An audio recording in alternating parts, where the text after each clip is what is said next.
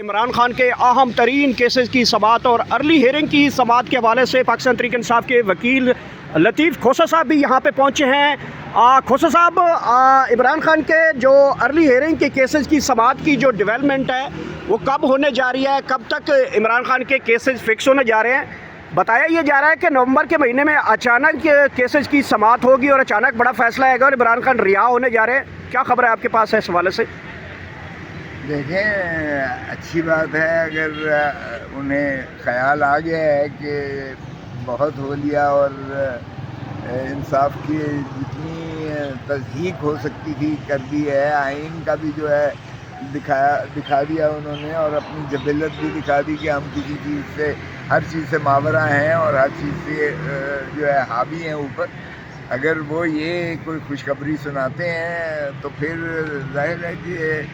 امید کرتے ہیں کہ 26ویں ترمیم کو بھی ختم کر دے گی یہ آئینی بینچ۔ اگر آئین کو اپنی اصلی حالت میں اور روح میں بحال کر دیا جاتا ہے تو یہ قوم کے لیے ایک خوشخبری ہوگی کہ، مگر کہتے تو وہی ہے نا کہ خوشی سے مر نہ جاتے اگر اعتبار ہوتا۔ اگر اتنا ہی انہوں نے کرنا ہوتا تو پھر یہ 2.5 سال سے خان کو بابا سلاسل کر کے پابند کیوں کیا ہوتا؟ کل ہم گئے ہیں، ہمیں جیل سے ملنے نہیں دیا گیا ہے۔ اگر یہ سمجھتے ہیں کہ یہ 24 نومبر کی جو لانگ مارچ ہے اس کو مؤخر کر دیا جائے گا، یا اس پر جو ہے یہ اس کو ڈیفیوز کرنے کے لیے کوئی اس قسم کی افواہیں چھوڑ رہے ہیں، تو باہر کیف پہلے پھر کر گزریں۔ اگر کر گزرتے ہیں تو پھر ہم نے تو یہی کہا ہے کہ آپ فیصلہ، آپ کیسز کو لگائیں ارلی ہیئرنگ۔ اور میں نے جو چیف جسٹس یا آفریدی صاحب کو عمران خان کی درخواست جو انہوں نے بھیجی تھی بذریعہ علیمہ خان صاحبہ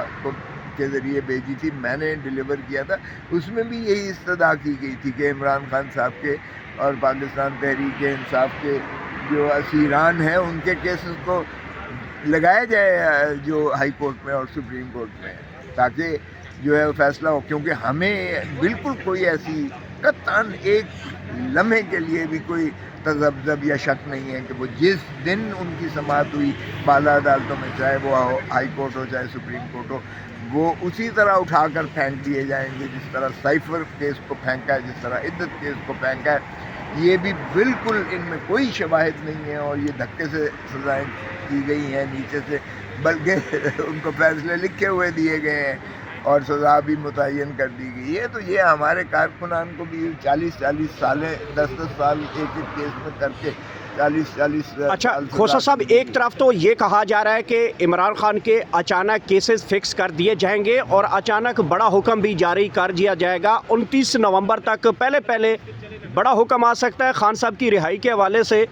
وہ جو صحافی عمران خان کے سارا دن مخالفت کرتے ہیں، اب وہ صحافی بھی بولنا شروع ہو گئے ہیں کہ بڑا فیصلہ آنے والا ہے اور اچانک فکسنگ ہونے جا رہی ہے کیسز کی، بڑے فیصلے ہو جائیں گے۔ دوسری طرف خبریں یہ بھی آ رہی ہیں کہ عمران خان جو سخت قسم کے ٹویٹس دے رہے ہیں، سخت قسم کے پیغام دے رہے ہیں، ان سے ان کا اعتماد جو ہے وہ ختم ہو گیا ہے، بلکہ اعتماد جو ہے بہت نقصان پہنچ چکا ہے، واپسی کا رستہ نہیں ہو پائے گا پھر۔ دیکھیں، واپسی کا رستہ ان کو نہیں ہوگا، ملے گا جو اس وقت حکومت میں ہے۔ آپ دیکھ لیجئے گا قوم کے اندر جو ہے، عوام کے اندر 25 کروڑ پاکستانی جو ہے وہ غم و غصہ اور غیظ و غضب سے جو ہے جتنے اس وقت تپے ہوئے ہیں، جو اس ملک کا اور ان کا حشر کر دیا ہے، ان کا جینا دوبھر کر دیا ہے، حرام کر دیا ہے۔ نوجوان نسل کی ہماری جو ہے آس اور امید چھین لی گئی ہے، ان کے خواب چھین لیے گئے ہیں، وہ ملک میں رہنا ان کے لیے محال ہو گیا ہے۔ وہ باہر جاتے ہوئے بھی لوگ جو ہے کشتیوں میں ڈوب مرتے ہیں، لیکن پھر بھی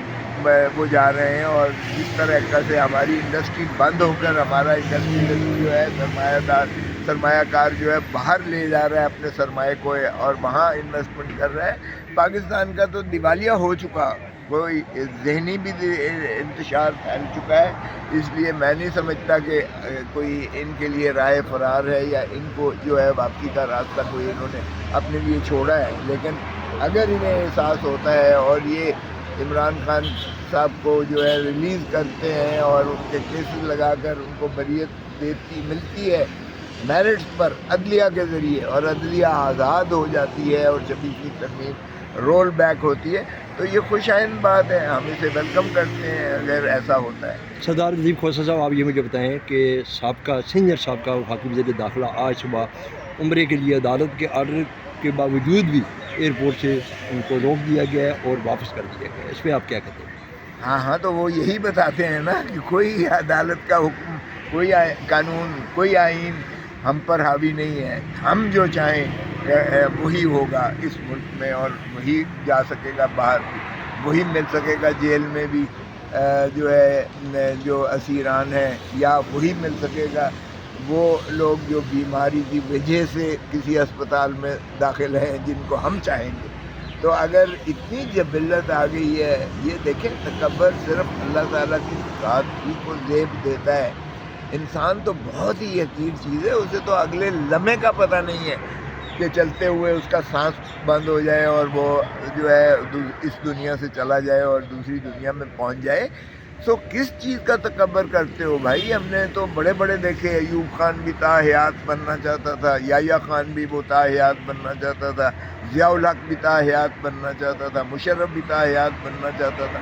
تو ہم نے بڑے بڑے دیکھے اور وہ جو ہے نہ رہے اس دنیا میں۔ تو آپ کس باغ کی مولی ہو کہ آپ سمجھتے ہو کہ یہ جو ہے آپ کا ہی حکم چلے گا، آپ کا ہی قانون چلے گا، آپ کا ہی آئین چلے گا، آپ کی مرضی سے عدلیہ چلے گی یا جو بھی ہوگا؟ تو یہ اس طرح سے میرا نہیں خیال کہ جو ہے یہ اس طرح کی جو فسطائیت ہے اس سے کوئی ملک کا ہم فائدہ کر رہے ہیں، بلکہ ہم ملک کا بھی نقصان کر رہے ہیں، سارے نظام کا نقصان کر رہے ہیں، عوام میں مایوسی پھیلا رہے ہیں، اور یہ پاکستان کے لیے بہت ہی جو ہے میں سمجھتا ہوں سب میں قاتل کی حیثیت رکھتا ہے۔ Thank you.